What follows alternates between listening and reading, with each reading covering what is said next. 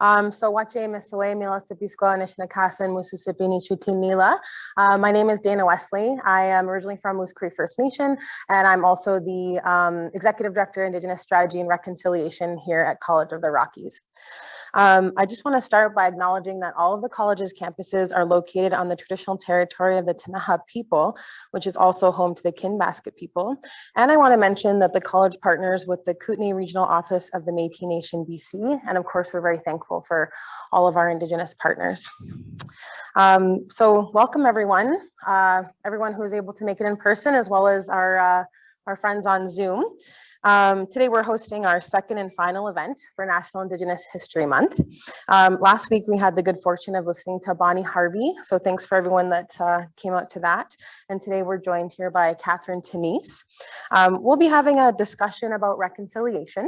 So I do have some questions for Kathryn, but we're hoping to just go with the flow of the discussion. And we're going to leave a lot of time for questions. So keep your questions in your mind because we'll get an opportunity to do that at the end. And for those of you on Zoom, same thing, you can submit your questions through the Q&A button. So now I'd like to introduce Kathryn. Kathryn Teneese currently serves as the Ktunaxa Nation Chair and spokesperson. Kathryn's active participation in public service began in the late 1960s at the Columbia Lake Band, now known as the ʔakisq First Nation, as a band counselor and a band manager, and then later as an area coordinator for the organization now known as the Ktunaxa Nation Council. She also spent some time as an employee here in the adult education department back when we were known as the East Kootenay Community College. And then from 1981 to 1998, Ms. Teneese lived away from the area to pursue employment at a senior level with a number of provincial Aboriginal organizations based in Vancouver. She then returned to Ktunaxa ʔamakʔis territory in August 1998. And Ms. Teneese's recent public service includes being a member of the First Nations Summit Task Group, serving as the chair of the New Relationship Trust, and most recently as a member of the British Columbia Climate Solutions and Clean Growth Advisory Council. Ms. Teneese currently resides in ʔakisq, which is Cranbrook.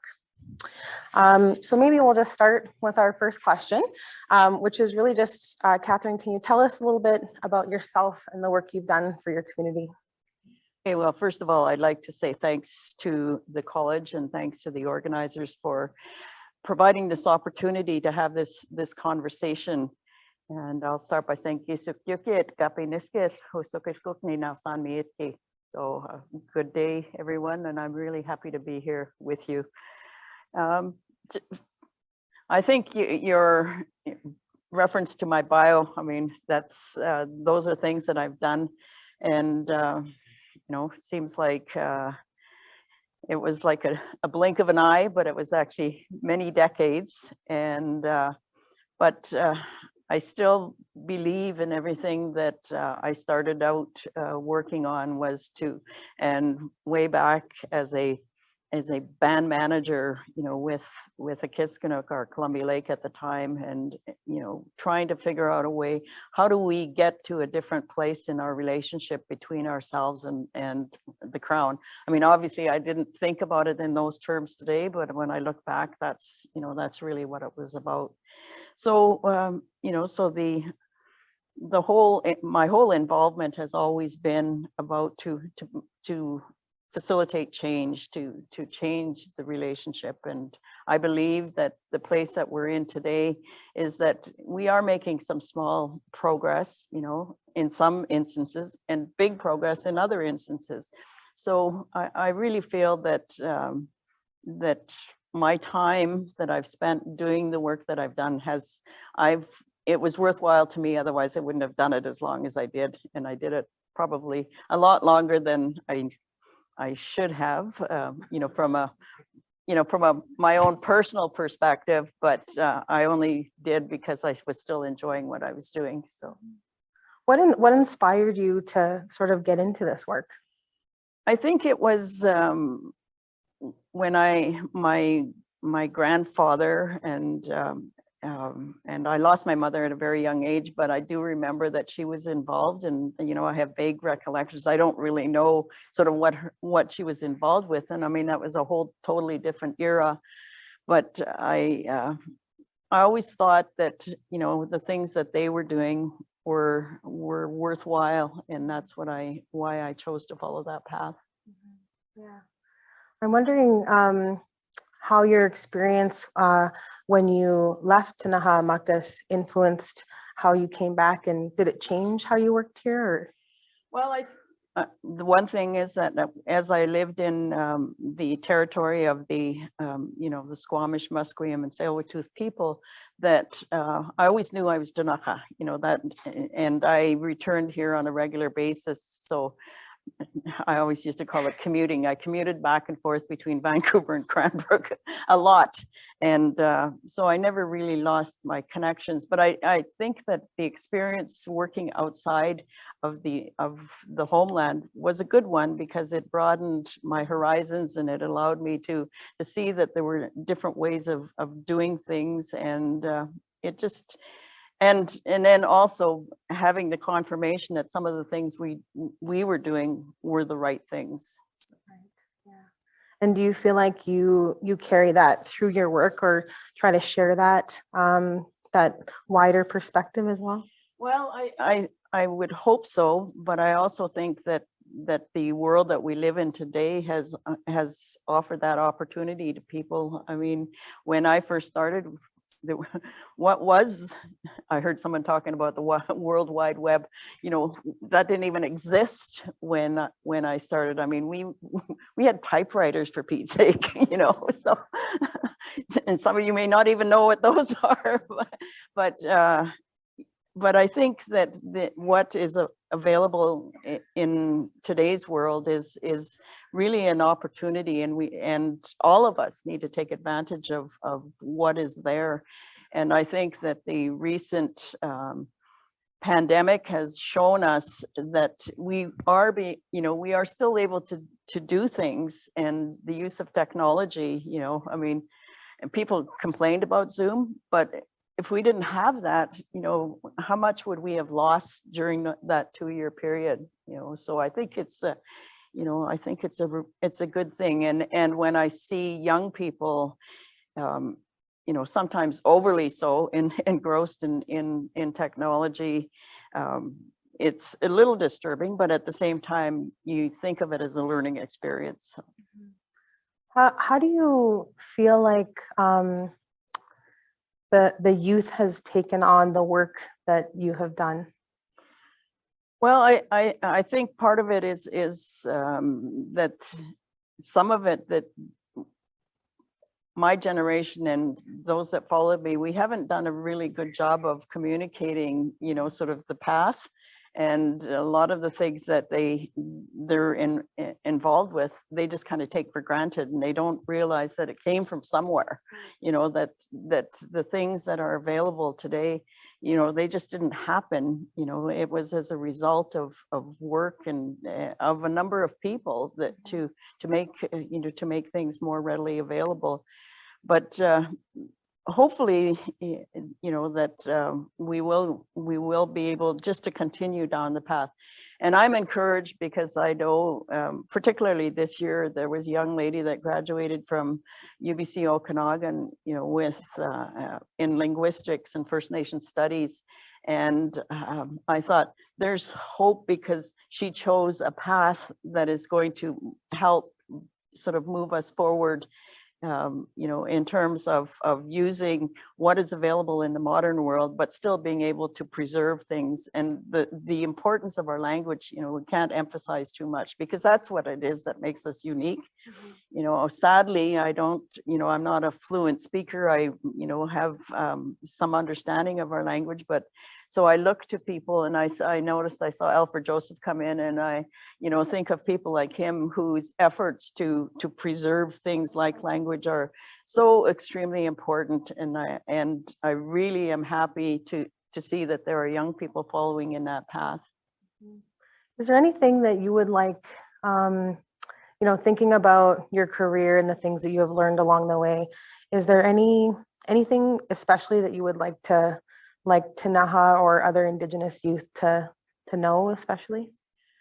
I can't think of anything specific, because I think what is available to everyone is a result of joint effort by many, many people.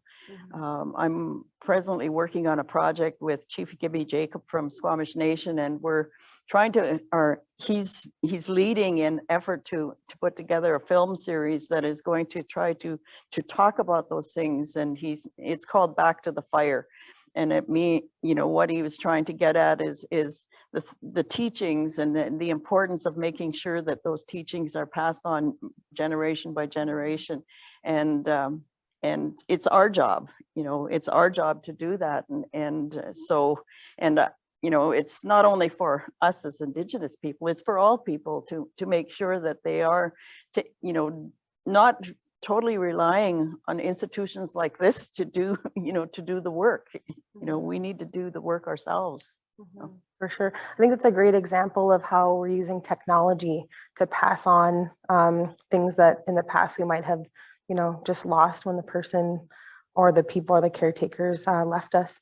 But I think it also sort of leads us into, I think a lot of the reason why we have more resources for these things is because of reconciliation.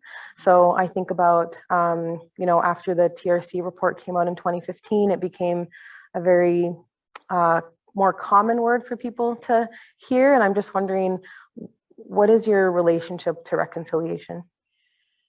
Well, it's first of all, it's to quote Stuart Phillip, Grand Chief Stuart Phillip from the Union of BC Indian Chiefs. He said, reconciliation isn't for wimps. And I thought, when he first said that, and then I realized, as time was going on, I'm realizing it's true, because it's going to be hard work, and it's not an event. You can't just say, okay, we're done. It's going to require a total mind shift in so many ways of getting us to a different place. But I think that the important thing is it needs to start with the truth. However uncomfortable it is, we need to start with the truth. And I know that there is so much coming to the surface now in terms of truth. And until we can get that as accepted as, as being the truth, and then being able to move forward from there, because I find it really challenging when you still have people saying, well, I'm not sure that really happened. I'm not sure, I wasn't there. It had nothing to do with me. I would never do that. But the fact is that people today are still living from the benefits of the untruths that have caused us to get to where we are. And you go back right to the very beginning, things like the doctrine of discovery. The doctrine of discovery that laid out, how this country was born, that these explorers were coming to this empty land. It was not an empty land. There were nations of people with governing structures and their own laws and, their own beliefs and their own systems. But it was chosen by, those people, the powers that be of that day, to say that was the way that it was. So you start off with that premise. So that, that's an incorrect premise right from the start. You look to the birth of Canada, so Canada is being born, and it's using that doctrine of discovery as its foundation. And then you get people that have less than pure thoughts and less than accepting kind of thinking about the relationship between themselves and the people that were here, and in fact, they were outright racist based that caused, some of the things to happen. I mean, when you look at today, here we are, 2022, and what exists today? The Indian Act. It came, and it was born in 1871 or, somewhere way back. And it just doesn't make sense that here we are in the 21st century, we have this archaic piece of legislation that still sits over our head, and it still determines, yours and my existence. We are numbers. I am 604-00-12901. That's who I am to Crown Indigenous Relations. And that's the kind of thing that we need to deal with. Those are the kind of truths that we need to deal with. And we need to deal with the fact that, you know, I mean, I'm pleased that I see and I hear land acknowledgements, but it needs to go deeper than that. People need to realize what that means. You're acknowledging that we were here before everything else was here, not just saying it, you know, not just it coming out of your mouth, words coming out of your mouth. You know, I've been, you know, you watch hockey, you know, and in the last series between Edmonton, you see Chief Willie Littlechild, you know, speaking and talking about the, you know, their homeland.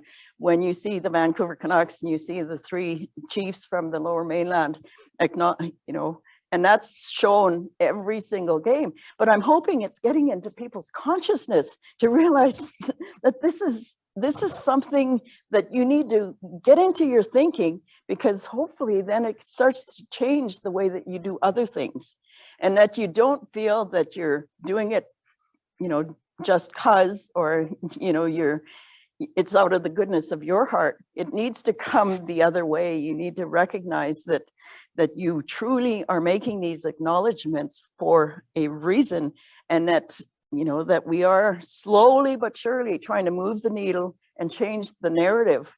And what is the relationship between Indigenous and non-Indigenous people? And in order for us to reconcile, I mean, look it up in a dictionary, you know, what reconciliation and what to reconcile means. That I don't feel that Indigenous people have to reconcile. It's the other way around. We need to be reconciled with, but in order for that to happen, our truth needs to be accepted. Yeah, thank you for that. It reminds me of a documentary called Colonization Road, and in it, part of it, they're interviewing Lee Maracle, and she says, you know, if someone stepped on my foot and I asked them to get off, I might be able to reconcile with them, but they're still on my foot. And so it sounds like reconciliation needs to go deeper. Yeah, well, one of the things I encourage people is to look at the Truth and Reconciliation calls to action. There's 94, and sometimes it's, you know, you think about it and you think, oh my God, that's overwhelming. But what you can do is look at them and then pick one, you know, pick 2 that you personally can do something about. And as you do that, and then you spread it within your frame of reference, your family, you know, your community, et cetera, then we will get, you know, we will start moving that needle, but it needs to be a personal thing. It's not something that is the responsibility of institutions or of government or, you know, of all of any kind of organization. It's the responsibility of each and every individual to make that effort, you know, to move. I mean, there's some people that they're not going to have to move at all because they've been living it. But there's other people that it's going to require a little bit more effort, and that's okay. But at least make the effort, you know, at least do something that is, you know, that is different from what your parents did, or et cetera, and, you know, and I think it's possible, you know, and, you know, we're seeing it through some of the things that I referred to, you know. I mean, even 10 years ago, we wouldn't have had land acknowledgements. We were sitting at a table with government. Government wouldn't even talk about recognition of rights and title, you know, and it was only because we pushed through the courts. So we had to turn to the colonizer systems to move our own agenda, you know, which is kind of ironic when you think about it, that, you know, we have to use things like the courts. And, you know, I'm hoping that's going to be a thing of the past, that we'll be able to, you know, to move beyond that, instead of spending millions and millions of dollars in the court system. And I think about what things like ʔamakʔis, the Silcoteen, you know, and you name the cases that have happened, you know, that have helped move things along. And you know, hopefully then that means that the, you know, the powers that be will realize that, you know, our own system is telling us that we're doing things the wrong way. So we better smarten up, and we better not waste our time in you know, and waste resources and energy in things like courts. You know, let's do it a different way. Mm-hmm. What would you like to see that sort of different way happen in the context of ʔamakʔis? Well, I think a lot of it, you know, a lot of it is already underway, you know, and I think it's through the efforts of, you know, of the Ktunaxa people that have been, you know, we have always been viewed as, in this province, although we're a very small nation, you know, comparatively speaking, that, you know, we've been very, you know, very diligent in trying to move forward and you know, change the dynamic. I mean, it's not, you know, it's not perfect by any means, but I think that there are a lot of things that are happening that, you know, again, you know, I think back to, you know, my days here at the college. You know, we were working on trying to get programming and access to learning. You know, first of all, we were one of the partners that got higher education into the Kootenays. I mean, when I was a young person, that if you finished high school, you had to go somewhere. You couldn't be here. You had to go somewhere, and that hampered a lot of people. You know, so at that time it was I think it was the Kootenay Indian Area Council or the ʔakisq Tribal Council, one of our entities. We were involved with a group of folks that said we need higher education here in this region, and we're able to succeed. And now, you know, now look at, you know, you grant degrees here, for Pete's sake, and that was just a dream, you know, of a few, not so long ago when you think about it. Yeah. So we've kind of naturally come into this part of the conversation. I'm wondering, we've talked a little bit about how reconciliation is a very personal journey, but I'm also wondering, what is the role of, you know, educational institutions or other institutions in supporting? Well, one of the calls to action, and I don't know the number, but it did specifically speak about education, because, you know, much of what I talked about initially, you know, in terms of things like doctrine of discovery and, you know, the history and all of those things. And we have this history that seems to begin, you know, at a place and ignores so much of the history that was there prior to, you know, this certain date. So I think that's one of the things that the education system can do is start revamping itself so that it tells the whole story. And the, you know, some of it's not going to be pleasant, but that's life. You know, I think, you know, think about Germany. You know, they talk about their horror story, but they're okay. You know, they're not, you know, things didn't fall apart, you know, and if, what were they supposed to do? Just not acknowledge it? No, they acknowledged it. And I think that's the same thing that we need to do here. So I think in the system, you know, and thinking about these, you know, these little ones as they're learning, and that they would learn things totally different from what we learned. And then as they grow up, that their thinking is going to be totally different because, you know, they've been taught differently. So that's one thing, and that's like the K-12 system, and the Truth and Reconciliation calls to action reference that. And it also referenced the fact that institutions like this, that places that teach teachers, you know, have to do things differently. So, you know, so making sure that the teachers have the tools.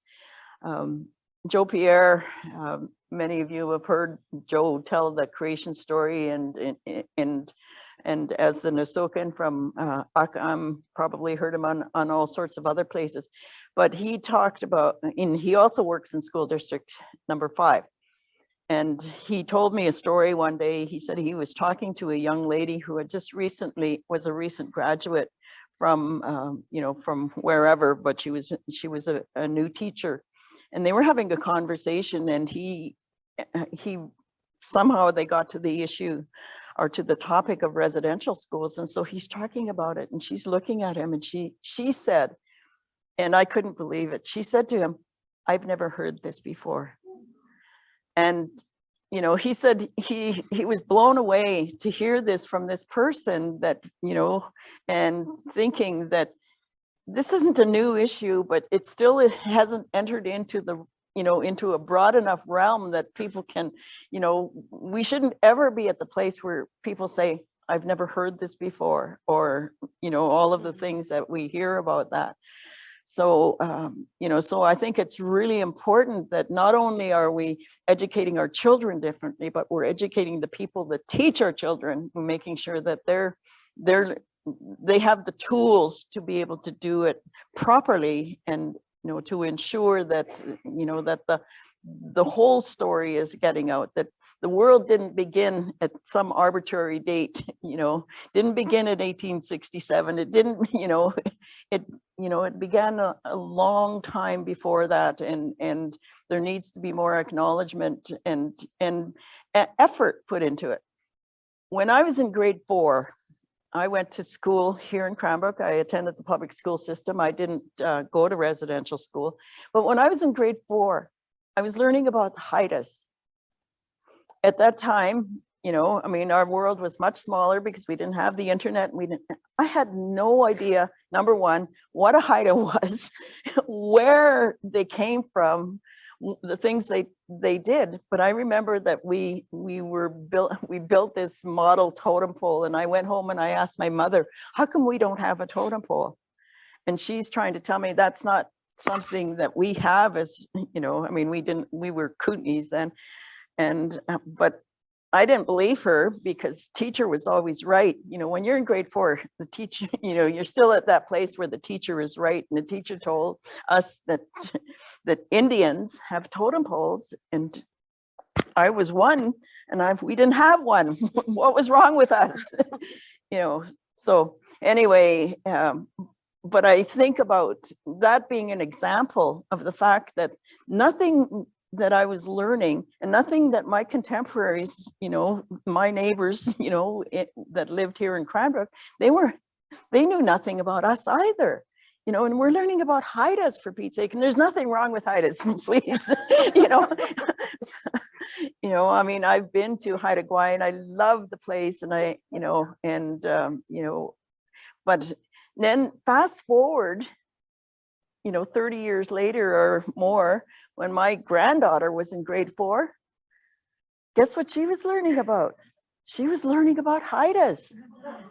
But she lived in Vancouver, and I remember what she said to me, though. This is and totally, she came home and she said, "We're learning about ʔamakʔis. Do you know any ʔamakʔis that I can bring to school?"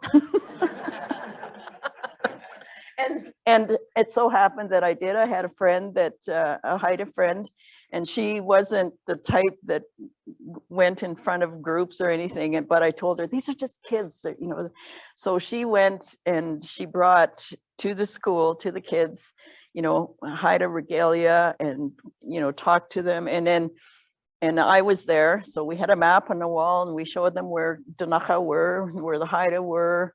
And then we talked, and we said, and we don't all speak the same language, you know, and she talked, you know, she had a few words, I had a few words, and we said, and if we talked to each other in each of our own languages, we wouldn't be able to communicate with each other.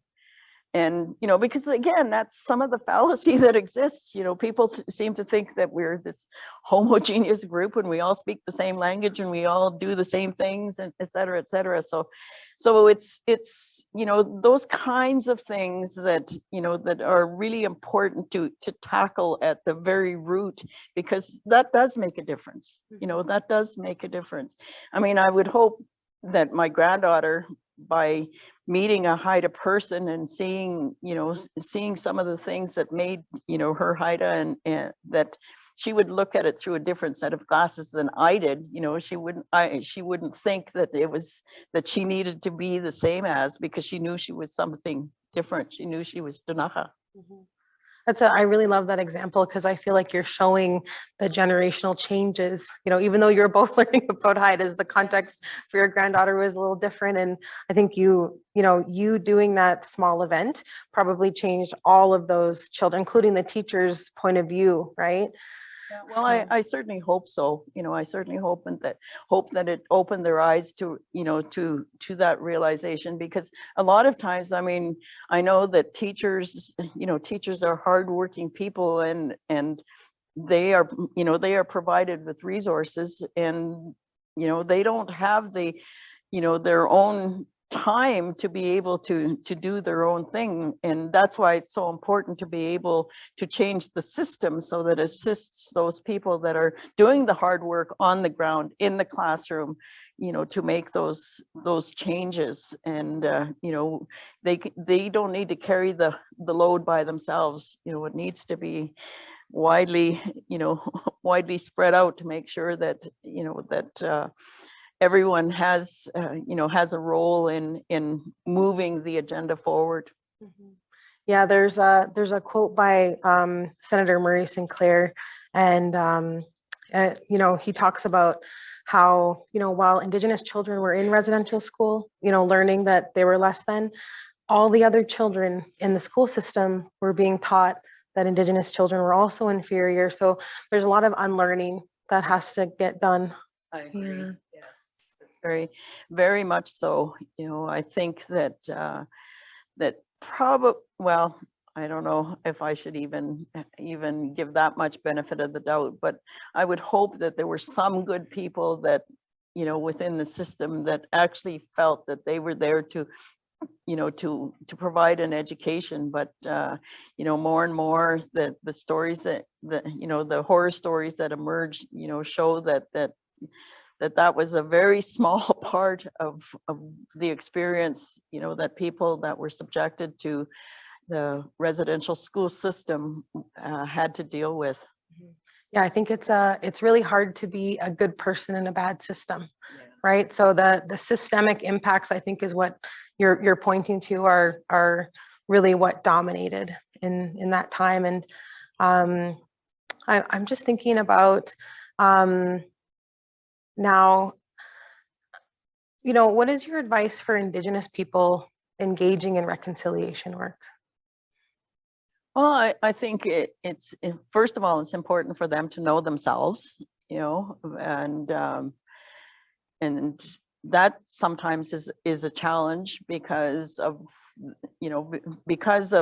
having to deal with the intergenerational trauma, that a lot of times that that things that would normally just be passed on by generation, but when you've got damaged generations, that it makes it harder for them to do that. But I think it's getting, that part is improving, because it's part of the healing that I made reference to. And those are things that there's a lot of good people doing that hard work. That's not an area of that, that I know a lot about, but I do know that it's happening, and I really applaud the people that are sort of just hanging in there and trying to ensure that that we do what is natural. I mean, you learn from your parents who learn from theirs, et cetera, and I'm hoping that we can begin to repair some of those. I don't think they're broken, I think they're just really frayed in some cases, but make them whole again and make them stronger. Mm-hmm. And once we do that, that will certainly help in terms of being able to to deal with the hard stuff. Yeah, and I certainly think that a lot of things you've said today, like you're such a wealth of knowledge, and we're very honored to have you here today. And I think that I see you also repairing those things in your family, and even just your story with your granddaughter, and that's so incredible. And so I'm wondering a little bit more broader then, is there's a lot of allies with us today and on our Zoom link. What advice do you have for them in their reconciliation work? Well, first of all, I just encourage people to learn, to learn as much as you possibly can. And it doesn't have to be to learn everything, learn the area that you have that you're interested in. I was just talking to my friend here who was talking about the involvement of people in ranching and ecosystem restoration and all of those kinds of things. And there's all of these, there's all of these niches that are, that exist out there.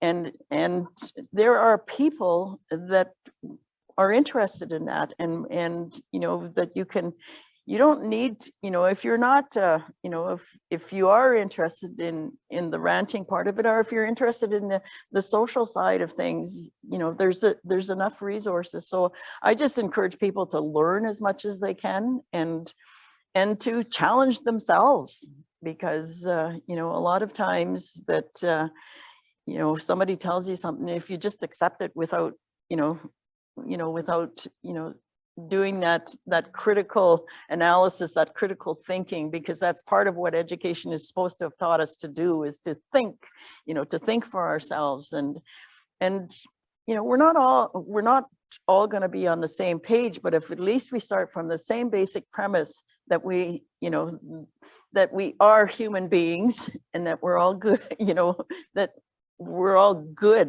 and we all have something to offer, and then we can move forward from there. But in order for that to happen, we need to unlearn some of the things that we have learned to date. Some of the, what you talked about earlier in terms about the less than thinking, because that still exists.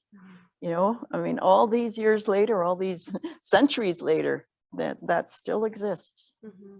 Yeah, and I think that we see that really clearly in the In Plain Sight report that was released not too long ago, and it focuses on the healthcare system, but I think that it's also pointing to broader issues there, right? So thank you for that.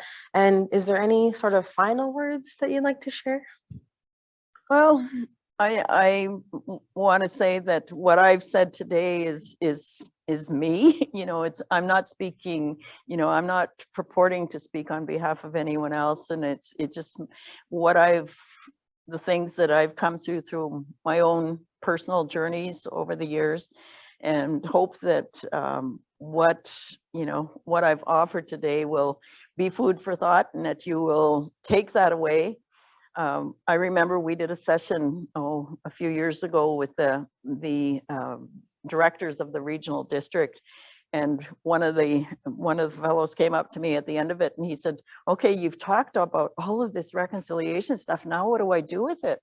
I said, "Well, you can start by going home and talking to your family about it, and hopefully that that they will talk to others about it, because that's what needs to happen." I mean, it doesn't need to be the only thing that you talk about, but in terms of broader relationships, the important part of it is that we do take it on as a personal responsibility to do something different. Mm-hmm.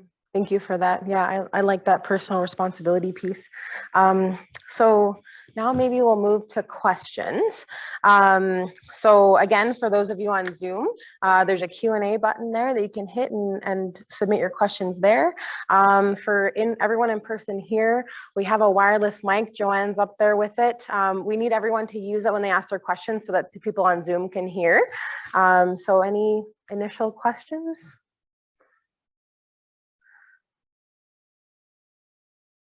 Oh, don't be shy. Oh, Paul's got a question down here. Paul's in the front. Okay, thank you.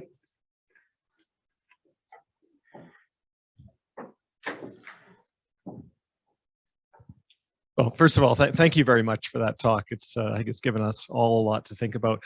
I was really struck by when you talked about being at what was then EKC years ago, and there are things now that we have now that you could only dream about then. When you think about College of the Rockies into the future, and assuming that we are able to pursue the path of reconciliation and we're not wimpy about it, what things do you see us having that we don't have now that we could accomplish as a college? Well, I think that the college has a good foundation in terms of you know, a presence, you know, but it would be good to, you know, to be able to see more, and eventually to have you know, to have, and no disrespect intended, but to have a Ktunaxa person sitting in Dana's chair, you know. I mean, I just recently met Dana, and I'm really happy that you are here and that you're doing the work that you're doing. But I'm hoping that you're paving the way, and that a Ktunaxa person will say, I could do that, you know. So you know, so it's you know, I think that there are a lot of things, you know, that we, you know, that a lot of people don't see that have already occurred. But you know, and then I was looking at the art. I was thinking, I have there's an artist, a Ktunaxa artist here that, you know, would love to, you know, because that's not our art, you know, that's not us, you know, just those kinds of things that, you know, that make it more, you know, that make it more, because that's seeing things like that. I mean, there's nothing wrong with them, but it gives people the impression that that's what we do. You know, so you know, and speaking about art, I mean, it's so important, you know, when I mean, I borrow art, and you know, I have jewelry, and that's borrowed, and people will say to me, is that Ktunaxa? But we don't even do this, you know, and nor are we ever, you know, that's not ours. But you know, but I do think it's important, you know, just to be able to, you know, to show that, you know, not only are you acknowledging the land, but you're, you know, it's really part of the presence. I mean, and so it's, you know, I think the, you know, some of the, you know, just the physical part of it, and then the human resource part of it. But also, I just do want to say that there have been so many success stories, you know, that there have been a lot of success stories out of here. I think about a young lady that teaches at ʔakisq school, you know, she got her degree through here, you know, and we have quite a few red seals, you know, that are working in industry. They came through here. So just more. Yeah, no, that's great. Thank you. And I don't know who the Ktunaxa artist is, but we'd love to talk to them afterwards. I will introduce you. Yes, thank you. I think we had, was it a question there in the green shirt or no? No, okay, sorry. I thought you raised your hand. We do have a question, a couple in the Q&A. So I'll start with this first one. Can you speak to UNDRIP, and do you think it's doing what it's supposed to do? First of all, I will not call it UNDRIP. It's a United Declaration for the Rights of Indigenous People, because the people that worked on that for the 25 years that it took for them to bring that before the United Nations, and to have it, to have it finally passed on, by the United Nations. It sets out what the declaration does. It sets out the minimum standards for the relationship between nation states and Indigenous people. And this is worldwide. And when it was passed by the UN, there were 4 countries that didn't pass it. And they were Canada, the US, Australia, and New Zealand. 4 colonized countries. And Canada has since done that, and BC has introduced its legislation.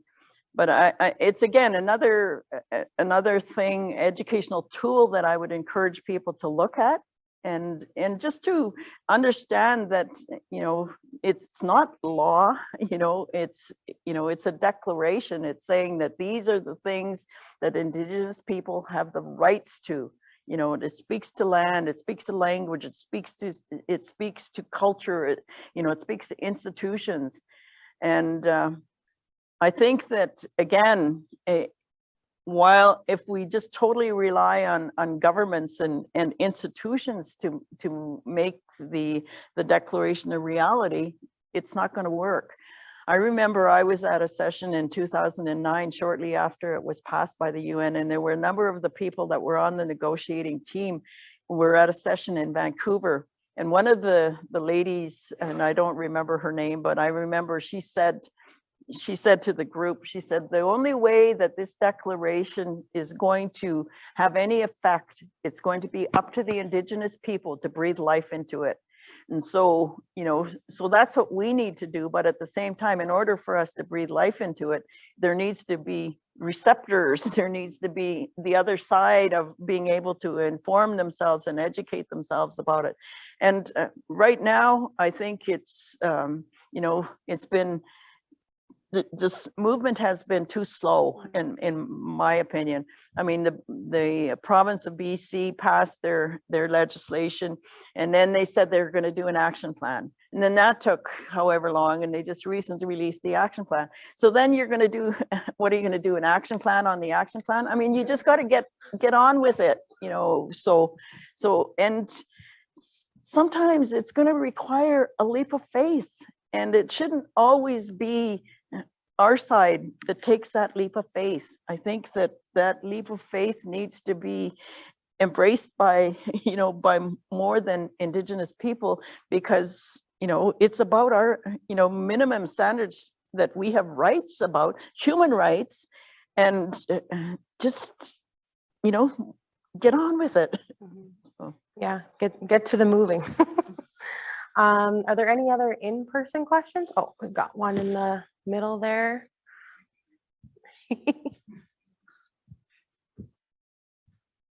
I'm just wondering if there is a map that, like we have the map of Canada, we have the globe that, you know, with that we can reference.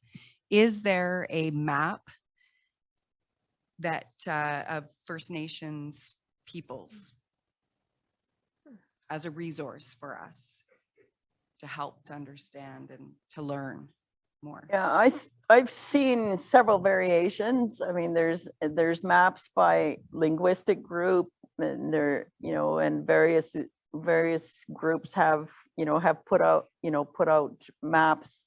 And I'm just looking to, a former colleague was involved with GIS. You would know more about whether or not there are sort of maps like that would be available. I mean, I think that there are, and you know, I mean, it's just a piece of the puzzle, you know. But I you know, and for example, when you look at ʔamakʔis, which is our homeland, and if you ever hear Joe Pierre tell the creation story, that you'll realize that that our map is delineated by our creation story. And that's the way it is, I think, with many groups, you know, many Indigenous groups across the country, you know. So, you know, the thing is that when you think about it, that there would have been relationships between Indigenous groups that were of a practical nature, you know, that would lay out what their relative homelands would be, and they wouldn't draw it, but they would know it, you know. So it's you know, there probably are some, but you know, I'm not an expert in that field. Yeah, thanks for that. I think there's more broadly, I've seen things like Nativelandca, where it has a more general, I think it's mostly for Canada, but it has a better idea. I think it's also by linguistic group, but that's a larger resource. And I have seen some maps of ʔamakʔis, and I actually noticed that there was a larger map where it sort of overlapped into Alberta, and there was a little, it said Cree territory, but then it said in brackets, the deceivers. So there's a story there. But of course, you know, in my mind, I was like, oh, of course, other nations would have words for us, right? Like that's just, but it's part of broadening our knowledge about the land that we're at, and the Ktunaxa perspective that is here as well, and learning those things. So I've got another online question here. So Steve Callie says, besides education and awareness, what other actions can I take individually that will have a meaningful impact on reconciliation?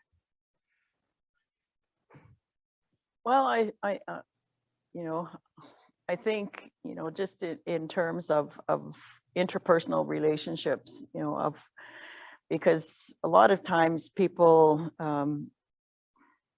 you know, you have relationships and they never, you know, they never sort of go beyond, you know, kind of surface. And, you know, so I think it's just a matter of once you've been able to get the truth part of it out there, and to be able to have those kind of, you know, hard conversations. I mean, they're obviously not things that you know, that you talk about all the time, but I mean, yeah, I think that it's helpful to, you know, to be able to nurture interpersonal relationships as much as you're able. I mean, it's not without being, you know, superficial about it. So, but I really do place emphasis, you know, the emphasis first of all needs to be on informing oneself, you know, because let's have a conversation, you know, that I would like to have a conversation with somebody that shows that they've done some homework, you know, that, and they're not just, you know, they're just not just doing it for the sake of doing it, you know, they're doing it because they truly want to, they want to know, they want to learn, and then it becomes what they, you know, that they would be able to say, well, we know that whatever that, I mean, one of the things that I think about, and an example of reconciliation that always struck me was, we had a negotiator that had come from New Zealand, and she was negotiating for BC at the time. And she told us a story about how in the negotiations that she was involved with the Maori people, and how they, that there was a mountain, you know, that was sacred to the Maori people, and they were having disagreements about going back and forth, and, you know, whether or not it would, you know, they could transfer it and whatever. But again, that impacts the worldview, you know, because we don't believe that we own land. You know, we're part of the land. Nobody can really own land, because, you know, if you're gone, you know, you're gone, kind of thing. But anyway, she talked about this mountain, and she said how they ended up, the agreement that, excuse me, that they reached was that they did a transfer from the New Zealand government to the Maori of this sacred mountain. And then the Maori gifted it back to the people of New Zealand, you know, and I thought, well, because they knew that it wasn't their, you know, it wasn't theirs, it belonged to everybody. But it's, you know, some of those symbolic gestures, you know, when you do them, but if you do them with a good heart, then, you know, they really make a difference. Yeah, it actually reminds me of how I was learning a few years ago that some rivers and bodies of water are being given personhood, and how I thought, well, we already knew that. As Indigenous people, they're their own entities. We have no control over them. Yeah, so any other in-person questions? Okay, I'll move to another online question. So Shirley Mooney says, the ʔakisq Nation is independent and self-reliant. How can other nations reach that goal? Well, you know, I think it's a matter of semantics, you know, because the way that our world is that, you know, that we're all interconnected, you know, in so many ways. And, you know, on certain fronts, obviously you can achieve that. We did a visit we sent a delegation from Ktunaxa to Nisga'a shortly after their treaty came into effect. And some of the things that they were talking about at that time, we were already doing, you know, and we didn't even have a treaty. So, and I think it also depends on where you are, you know. I mean, when you think about the ʔakisq Nation, you know, sort of in the northwestern part of the province, and you know, they have to rely on themselves because there's not a heck of a lot around them, you know. And you know, whereas you think about Squamish or Musqueam, you know, right in the heart of you know, the Lower Mainland, and you know, the great big metropolis of Vancouver, North Van, and how they need to, you know, they need to figure out a way. You know, I think about, you know, efforts of Squamish Nation building affordable housing in the city of Vancouver, you know, that you know, that's so important because, you know, all of those things are important to all of us. We all need to have a place to live. You know, we all need to make sure that we've got, you know, we've got food and you know, when I think about the cost of, you know, the ever rising costs of things, that the interdependence that we have on each other needs to be more like this, you know, as opposed to, you know, imbalance, you know. So if we can somehow create that balanced relationship between and amongst ourselves and our neighbors, then, you know, then we're on the right path.